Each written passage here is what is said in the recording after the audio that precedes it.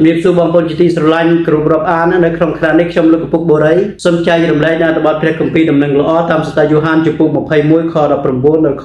23នៅក្នុងថ្ងៃនេះជាថ្ងៃបុណ្យព្រះវិញ្ញាណយាងមកបុណ្យព្រះវិញ្ញាណយាងមកអស់រយៈពេល50ថ្ងៃហើយដែលក្រុមគ្រីស្ទរងចាំព្រះយេស៊ូវដែលក្រុមគ្រីស្ទភ័យខ្លាចក៏មិនដែរនៅក្នុងថ្ងៃនេះគឺព្រះយេស៊ូវបានយាងនៅក្នុងកណ្ដាលចំណោមពួកគេហើយព្រះយេស៊ូវមានព្រះបន្ទូលទៅគេថាសូមឲ្យអ្នករាល់គ្នាបានសេចក្តីសុខសាន្តបងប្អូនជាទីស្រឡាញ់នៅក្នុងបុណ្យឱកាសបុណ្យព្រះវិញ្ញាណយាងមកនៅក្នុងថ្ងៃនេះសូមឲ្យបងប្អូនទាំងអស់នៅក្នុងប្រទេសកម្ពុជាយើងបានប្រកបដោយសេចក្តីសុខសាន្តនិងសូមព្រះវិញ្ញាណដ៏វិសុទ្ធគង់នៅជាមួយនឹងបងប្អូនទាំងអស់សូមឲ្យបងប្អូនមានសេចក្តីសង្ឃឹមជានិច្ចទៅលើព្រះអង្គម្ចាស់យេស៊ូវគ្រីស្ទដែលសោយទីវង្គតនិងមានព្រះជន្មរស់ឡើងវិញហើយព្រះអង្គគង់នៅជាមួយយើងជាពិសេសគឺព្រះវិញ្ញាណដ៏វិសុទ្ធដែលជួយផ្ដល់កម្លាំងឲ្យ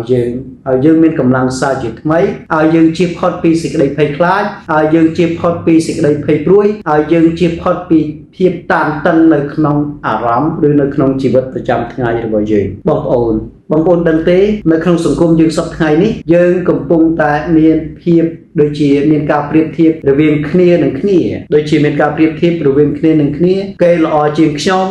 គេប្រសើរជាងខ្ញុំគេឆ្លាតជាងខ្ញុំគេមានការងារធ្វើល្អជាងខ្ញុំគេមានទ្រព្យសម្បត្តិច្រើនជាងខ្ញុំនៅក្នុងបណ្ដាញសង្គមគេមើលជាងខ្ញុំមានពេលខ្លះពេលណាយើងប្រៀបធៀបកាន់តែច្រើននាំឲ្យយើងធ្លាក់ទឹកចិត្តកាន់តែច្រើនហើយយើងឃើញថានៅក្នុងសង្គមសប្តាហ៍ថ្ងៃនេះមានការប្រៀបធៀបផងនិងមានការប្រកួតប្រជែងផងដែរទាំងសេដ្ឋកិច្ចទាំងនយោបាយដែលមានពេលខ្លះនាំឲ្យនៅក្នុងសង្គមយើងសប្តាហ៍ថ្ងៃនេះមានអំពើហិង្សា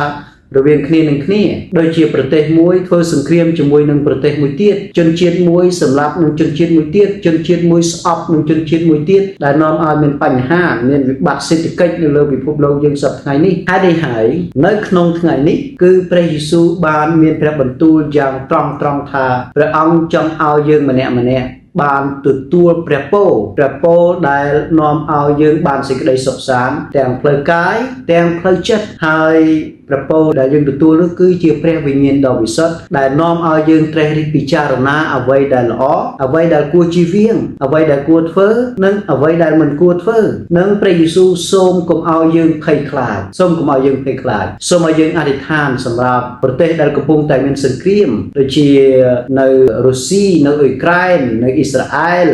នៅអ៊ីរ៉ង់នៅអ៊ីរ៉ាក់ឬប្រទេសជុំវិញក៏ដូចជានៅក្នុងប្រទេសកម្ពុជាយើងសូមឲ្យយើងបានទទួលសេចក្តីសុខសាន្ត